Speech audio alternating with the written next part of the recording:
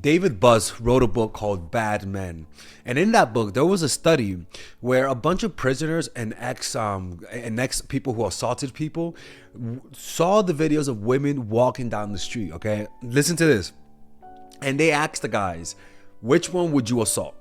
Based on the way that she's walking, which one would you assault? Now, this is not victim blaming people. This is just a very interesting study on how body language and how what you communicate weakness through your body language. And the prisoners and the ex-convicts all converged on the same women. And coincidentally, those women that they converged on were actually assaulted in the past. What that says is that, one, there is such a thing as repeat offenders, right? People who continually attack people who are always on the aggressive. But also there's repeated victims. And unfortunately, the reason why some people are repeat victims isn't because of what they wear, isn't because of what they say. It's literally because of how they move and how they sit and even how they look at you. It's like people who get bullied, right? There is such a thing as a victim who's been bullied going to a completely new school and getting bullied the exact same way. This has more to do with your body language, with your facial expressions, with the way that you're talking. You're communicating weakness and you just don't know it. And those are habits that we developed because we just try to win everyone over. Those are just habits we develop, right? There is a certain body language that is adapted whenever you feel like you've been a victim of something. Your body adapts to it. The reason why that is because back in the days, in prehistoric days, when we didn't have language to communicate our status, the way that people communicate status and even other animals is through their body language. The high status alpha male usually has a completely different body language than the lowest person on the totem pole. And the way that you could tell which one is the alpha and how high or up you are in the hierarchy in a society is by the body language of the person. For example, let's just say you are a prehistoric loser, right? Where you were always bullied by your prehistoric buddies. And so if you know you're always gonna get attacked, how do you walk? You walk with more of closed body language, right? You're always like this because you're afraid of getting attacked. You don't want to attract too much attention, so you talk down. You may not even look at the person in the eye to not be too aggressive, right? And so you got this, but then you have what happens if you feel confident? What happens if you're not afraid of being hit? What happens if you're not afraid of being attacked? You walk around with more open body language, right? You open your legs because you're not afraid of getting your balls bitten, right? You walk out with your chest open, showing you the vulnerable parts, right? Because you're not afraid of getting attacked.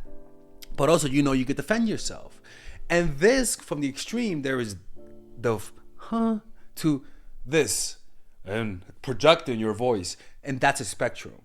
And that spectrum, based on how you feel, you're gonna act. And this is all unconscious. Your body knows all the body language, and it gives you what it believes it gives you the body language you believe that you deserve.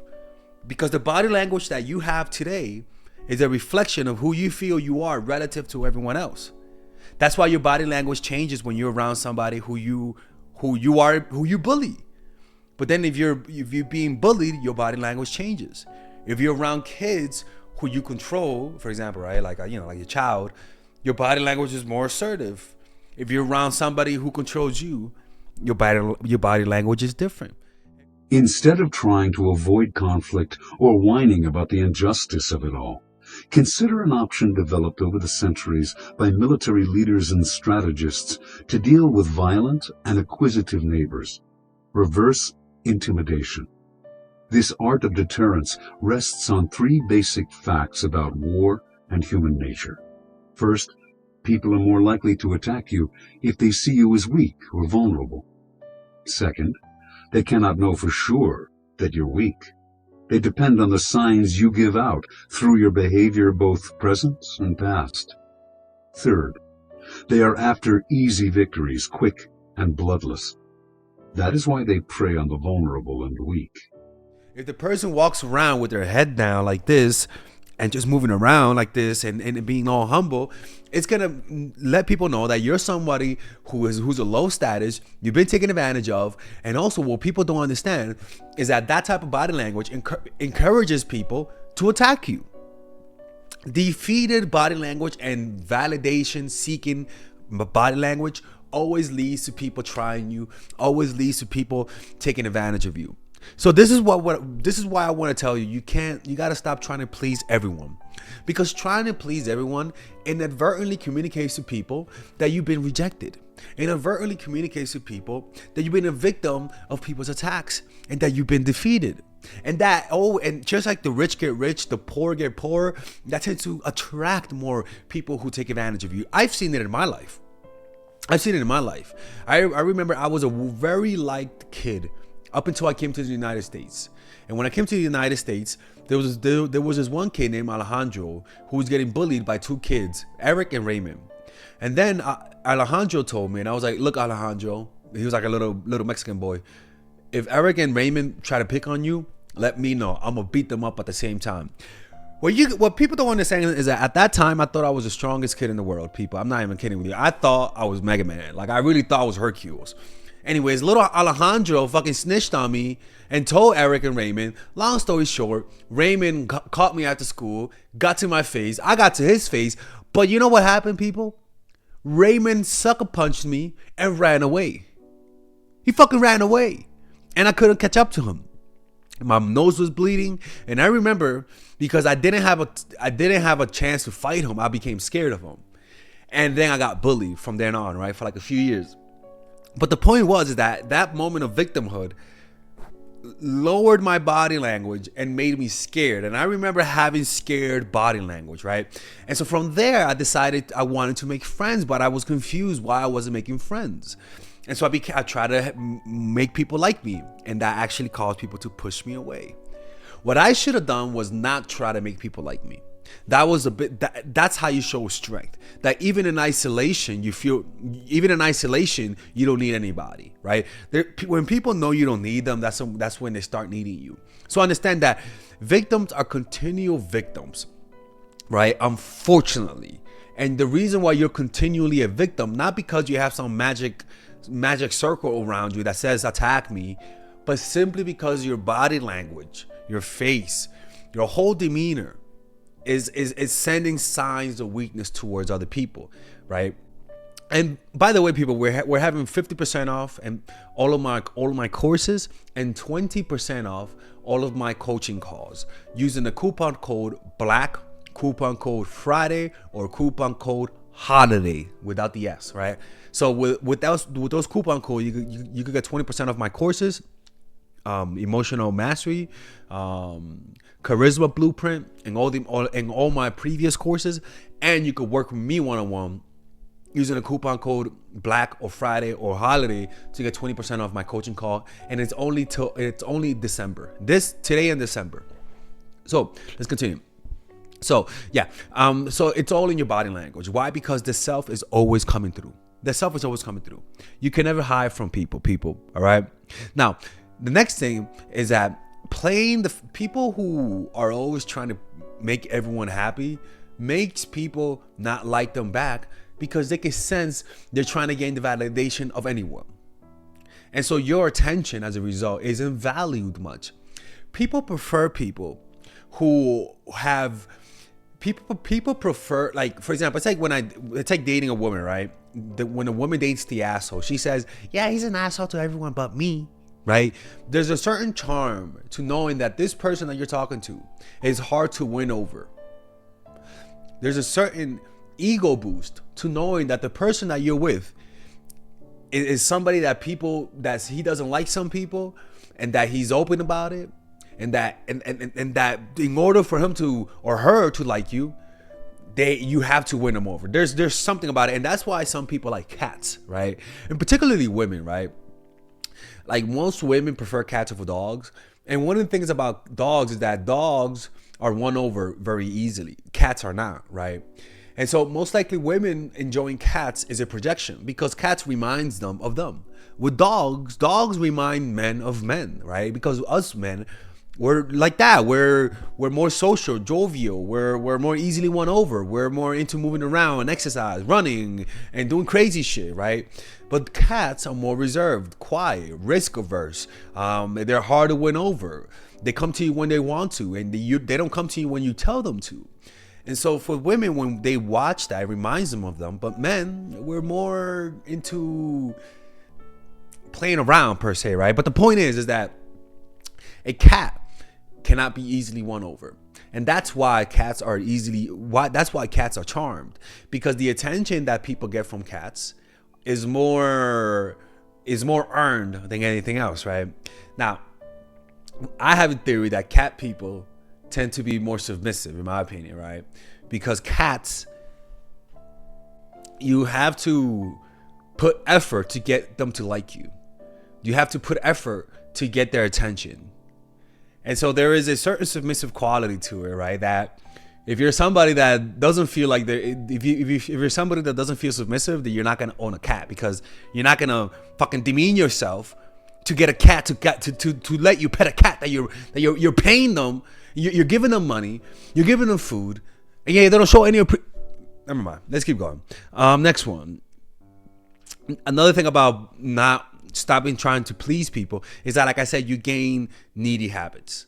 When you try to please everyone, you gain needy habits, and also you develop people who will know you as someone who is a people pleaser, who tries to win everyone over. And unfortunately, people, that's not a good reputation to have.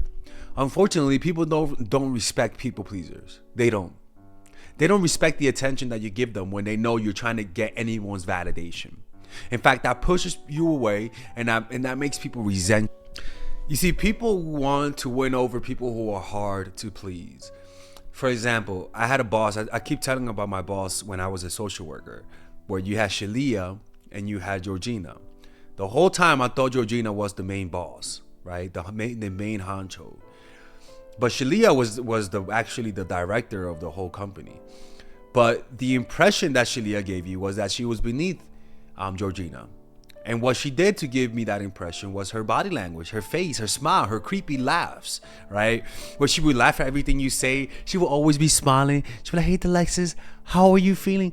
How are your chakras today? Have you activated them?" Bitch, the fuck you talking about my goddamn chakras, goddamn it, right? And she was super friendly, and she was, right? But Georgina you could sense there was more distance with her. She cared, but there was more distance. When anybody that made her laugh, you kind of were jealous of them. When she laughed, her laughs were so seldom, or better yet, her laughs were mixed in with moments throughout the day where she looked at you like she was pissed off at you, that when she laughed, it looked like the most beautiful smile in the world, right? And it took me 2 weeks to realize that she wasn't the boss, that she was the supervisor. But I remember, I feared her more. I respected her more, right? I valued her opinion more. So there is something about people pleaser. When you try to win everyone over, you lose everyone. When you try to win everybody over, you lose everyone. And what you want to be able to do is develop the habit of stop trying to win everyone over. Why?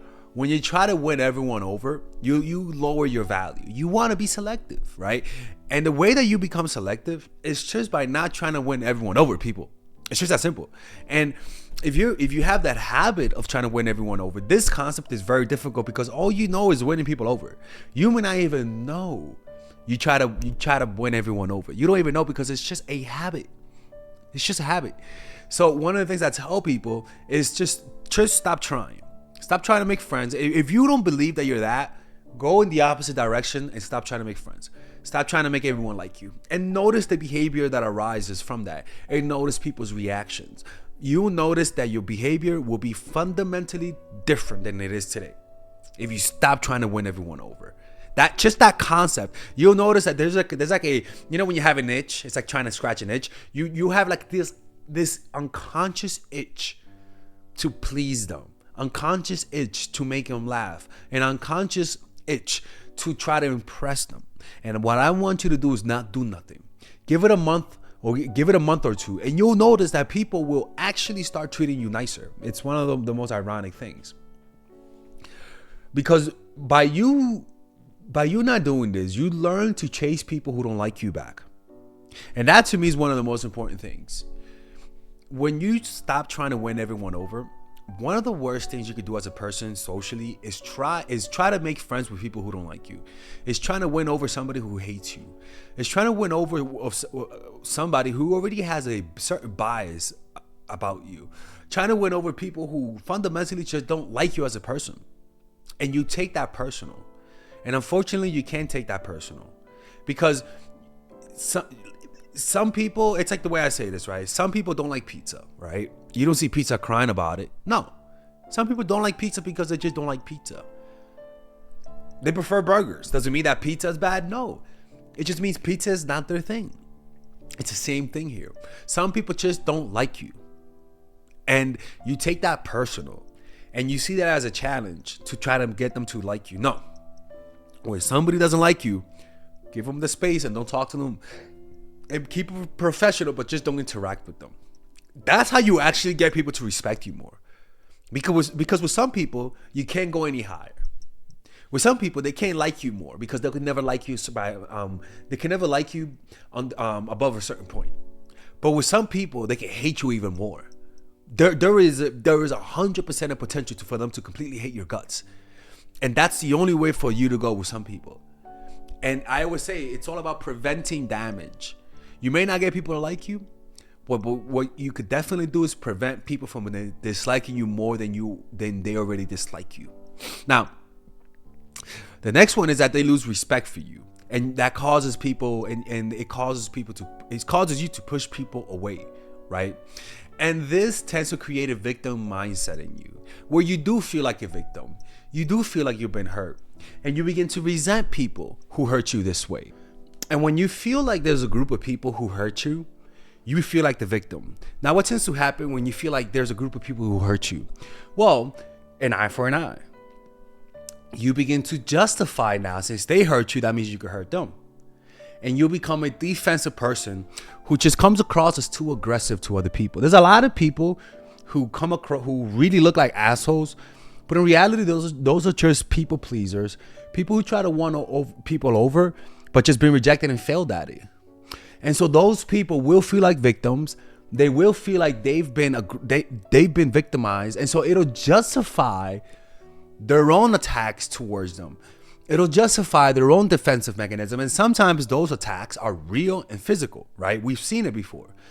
But most of these counterattacks that people give towards people who they feel like hurt them are psychological, where they put up defenses to not get hurt, but also to attack people because they feel like they've been attacked.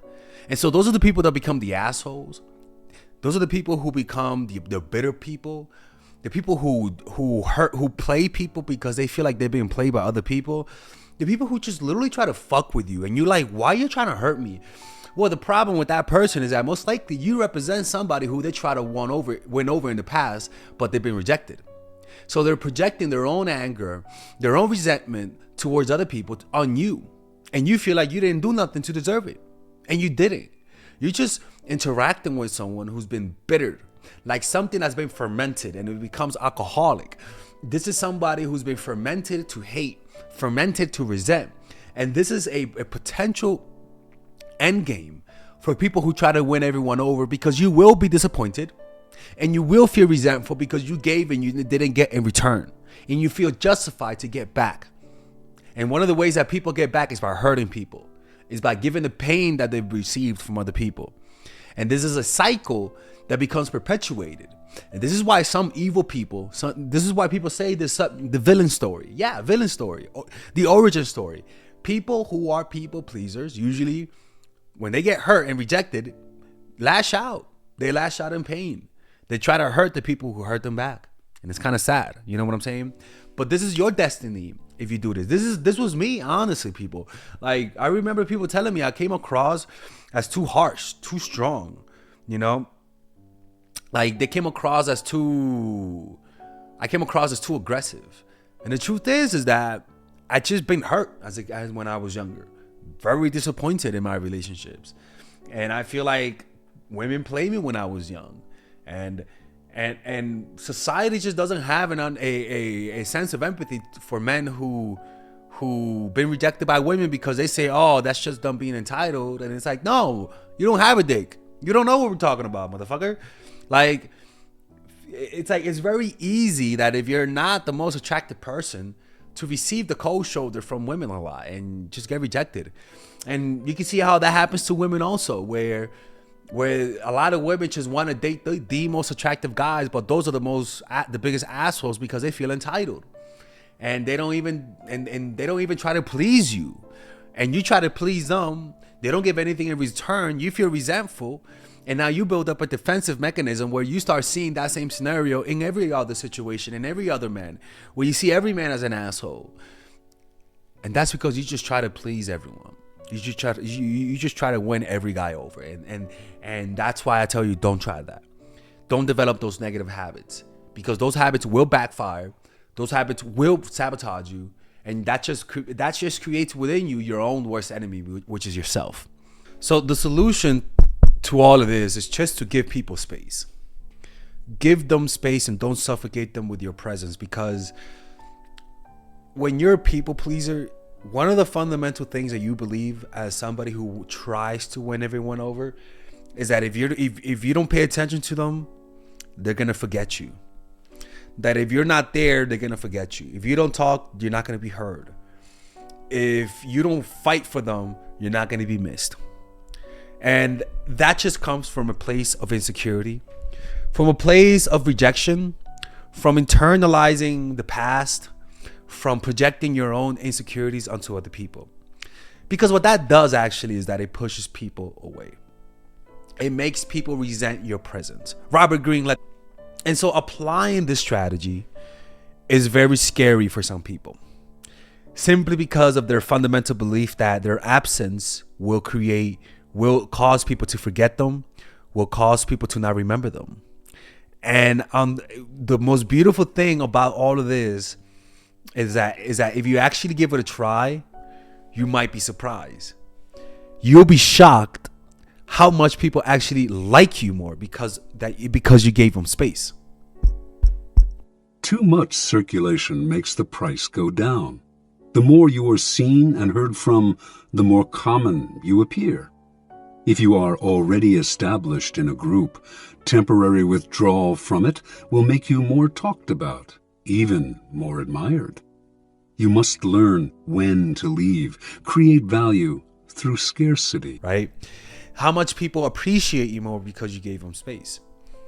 But before you get the reaps of those actions, before you reap the work of your labor, you're gonna have to be in a state of fear, because you're gonna fear that what I'm telling you doesn't work. Because it's your whole body's gonna feel like it's gonna lose people who they love, because you're not giving them all the attention. Take a risk. Do the complete opposite. Whenever things are not going right, do the complete opposite. Stop trying to please people. Speak up for yourself. Stand up for bullshit. See yourself as a child who's been bullied, and also see yourself as a parent who doesn't want their child being bullied. And stand up for yourself. And develop self-respect through developing a meditation practice. A lot of people think that self-respect is aggression towards others. Self-respect is compassion towards yourself. Self-respect is understanding your own pain, understanding yourself, and not allowing yourself to commit acts of violence, to talk negatively to yourself, to stand the presence of people who don't value you the way you feel like you deserve to be valued. All right? So if you have people that don't like you, that don't respect your time, that seem to take you for granted, walk away from them. Take the risk of being alone. Learn to be alone. Because I feel like not wanting to be alone is the foundation of why you're a people pleaser. It's just that simple, people.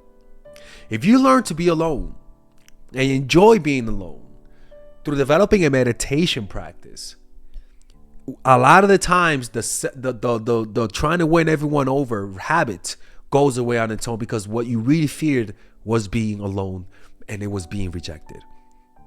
You know, I feel compassion for people, man. I really do, because I'm that type of person. I really am. I'm somebody that easily gets hurt. I'm somebody that likes to be liked and doesn't like to be disliked, and I can sense those vibes very easily. But as I've gotten older, I've gotten better at it. I've gotten better at being alone, and I noticed that it really changes the way people. It really has fundamentally changed my relationships with myself, but also with the people in my life. People are just nicer to me, I notice.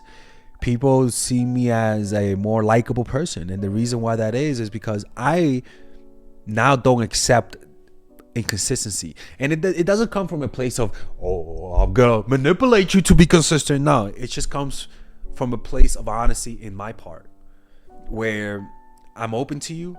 I tell you that I like you. I'm open to you hurting me, right? But I'm also not open to your bullshit from a loving place. And people can sense that strength. It's not an aggressive, defensive strength. It's a relaxed, good-natured type of strength.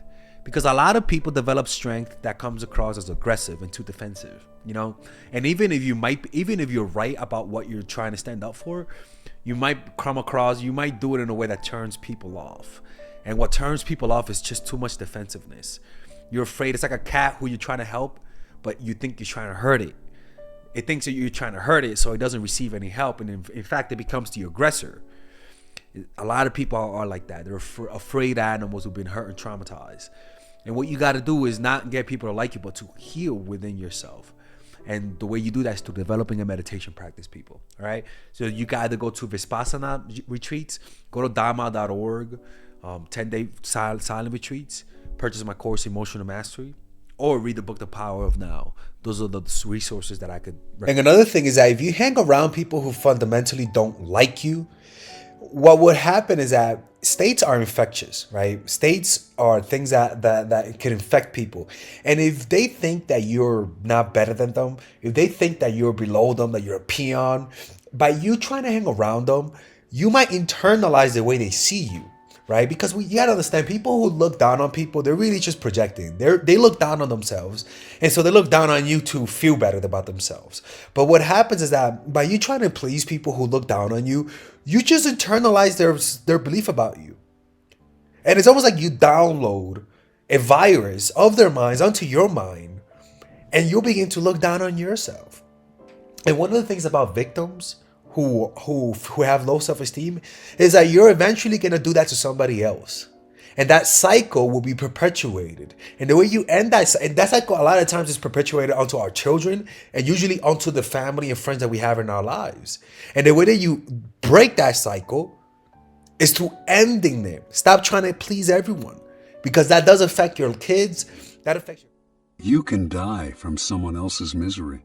Emotional states are as infectious as diseases. You may feel you are helping the drowning man, but you are only precipitating your own disaster. The unfortunate sometimes draw misfortune on themselves. They will also draw it on you. Associate with the happy and fortunate instead. In other words, hang around those people who are happy to be around you, and avoid people who are not happy to be around you. And the way you know that is the way that they treat you. All right. Stop trying to win everyone over, people. If somebody doesn't like you, tell them to go F themselves. Wish them well with compassion and just move on. Don't take rejection personally, and realize that the true source of happiness comes from within you. If you develop a meditation practice and you start to realize that there's an ecosystem of positive emotions inside of you, you'll notice that actually attracts people in your life rather than trying to attract them directly. Attract them through your own happiness and your own satisfaction and your own enjoyment of your own presence. All right? Anyways, I hope you guys enjoyed this video. If you guys ever want to work with me one-on-one, go to mindfulattraction.org. Don't forget, we're having 20% off all of our coaching call in December, and 50% off all of our courses using the coupon code Friday or Black. Yeah, Friday or Black, doesn't matter. All right, take care. See you later.